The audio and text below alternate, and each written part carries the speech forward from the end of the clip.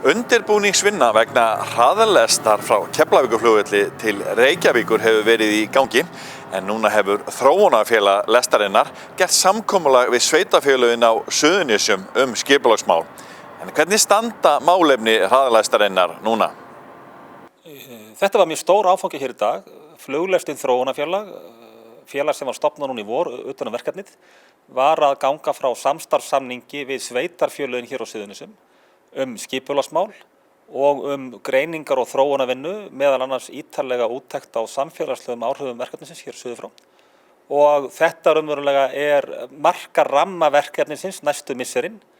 Við þurfum að klára skipulagsmálin, við þurfum að klára mat á umhverfisáhrifum og síðan að hanna lestina, þannig að hún sé tæk í alþjóðlegt útboð eða alþjóðlega fjármögnun, þannig að framkvæmdi sjálf. Þannig þetta svona liður að því að gera þetta tilbúið fyrir peningamennina?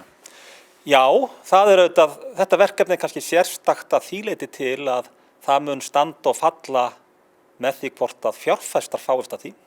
Við erum ekki að gera ráð fyrir að samfélagið greiði fyrir þessa framkvæmd og verkefni ræðst auðvitað af arðsemi þess og þessi dagur í dag áfangi á þeirri leið en auðvitað líka af samfélagslegum áhrifum þess og hvaða þýðingu verkefnin hefur fyrir sveitarfélögin hér og á höfuðborgarsvæðinu og víðar og landið í heild.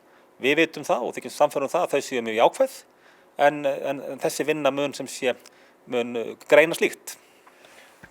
Hvernig kemur Þróunarfélag Keflavíkur flugvallar inn í þetta? Já, þetta tengist í raun og veru beint hagsmunum Þróunarfélagsins, þar sem við erum að sýsla með náttúrulega töluvert mikið eignum hér á svæðinu og það eru fjölmargar stúdíur erlendis frá sem að sýna fram á það að bættar samgöngur til höfuðborgar hafa mikil áhrif á fasteignaverð og það sem grunnurinn í því sem við erum að höndla með eru fasteignir þá það svona megin ástæðan fyrir því að Þróunarfélagi kemur að þessu að líka það má kannski benda á það að á sama hátt og alla þessar flugleiðir til erlendra borga nýtast Íslendingum þó Íslendingar sé ekki að greiða fyrir kerfið að þá má jafnvel sjá fyrir sér svona sambærilega hugsun í því gagnvart Suðurnesjum að ferðamenn náttúrulega langstærstu leyti munu nota þennan ferðamáta en þetta mun hafa gríðarlega mikil og jákvæð áhrif varðandi samgöngu fólks sem búsett hér á svæðinu inn til borgarinnar og tilbaka.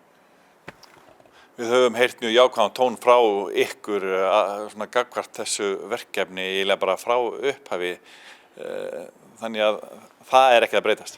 Það ekki að breytast og ég held að það auðvitað náttúrulega eins og ég segi þá verið að vinna ýmsar úttektir á verkefninu en allt það sem hefur verið unnið og kortlagt hingað til að það bendi til þess að þetta sé mjög jákvæð framkvæmd að þetta hafi mikla efnahagslega þýðingu og líka það að þetta sé bara arðbær framkvæmd til lengri tíma litið þannig að í raun og veru öll þeir skref sem hafa verið unnin og öll svo vinna að þau hafa ekki gert verkefni neikvæðara þvert í móti. Ég spyr því að það hversu raunhæft þetta dæmi ef ég spyr bara beint þannig? Við höfum verið að vinna þessi verkefni 3 ár. Verkefni hefur stöðugt verið að styrkjast. Það arðsamt, það samfélagslega hagkvæmt. Við erum á verkáætlun. Við erum undirbúningsfasa verkefni sem lokið. Núna erum við að komast hér í dag inn á skipulagsfasann og fjármögnunarfasann og síðan framkvæmdafasin. En þetta langhlaup, en verkefnið raunhæft og trúverðugt. Nú þurfum við einhvern veginn að fjármagna alla þessa vinnu. Hvernig hefur það gengið? Það hefur gengið vel til þessa. Þróunarfélagið var stofnað í vor formlega. Þá fengum við erlenda fjárfesti að félaginu með fagþekkingu og hann að styrkja verkefni núna stærsti hluthafinn í félaginu og fjármögnun þessa verkþátta tryggð og svo taka með bara einn þátt í einu. Kjartan, það voru efasemdir hjá mjög mörgum Suðurnesjamönnum þetta verkefni að þið værið að flýta ykkur með ferðamennina frá Keflavíkur flugvelli. Hverju svarar því? Já, auðvitað skilur maður alveg þessi sjónarmið en reynslan erlendis frá, hún bendir til þess að þetta sé ekki í þessa veru. Heldur miklu frekar það að ef samgöngur eru greiðar til miðborgarinnar þar sem svona kjarninn í þjónustunni veittur, að þá jafnvel kýs fólk að dvelja lengra frá þeim punkti. Þannig að í raun og veru reynslan annars staðar, hún þvert á þessi sjónarmið sem þú ert að benda á. En þetta klárlega eitt af því sem að mun koma til skoðanar í þessari greiningu sem að framundan í samstarfi við sveitarfélögin. Þannig að það sem þú átt við að þetta gæti í rauninni styrkt svæðis næst Keflavíkurflugvelli? Já, miklu frekar og ég held að í dag það náttúrulega þannig að gríðarlega stór partur af ferðamönnum fer beint inn til borgarinnar. En ég held að þetta opni mikil tækifæri til að mynda fyrir þá sem að reka gistiþjónustu og ýmis konar þjónustu hér líka draga ferðamennina aftur frá borginni inn á þetta svæði. Því að það alveg dæmi það að víða land eru staðir sem eru mjög eftirsóttir fyrir ferðamenn að sækja þó þeir séu jafnvel nokkuð úr leið. En hérna erum við að tala um tækifæri sem eru í leið og ég held að þetta muni hafa mikil jákvæð áhrif á þróun ferðaþjónustu hér á svæðinu og líka það ef við horfum á samfélagið sjálft að þá held ég að þetta hafa mikil og jákvæð áhrif á samfélagsþróun og samfélagsblöndun hér á svæðinu á næstu árum. Eitt í þessu svona að lokum ferðamennir sem að koma hér í 1000 eða milljóna tali, það að spyrja þá okkar? Já, við erum að vinna núna og höfum verið að vinna í sumar mjög ítarlega greiningu á viðhorfum ferðamanna.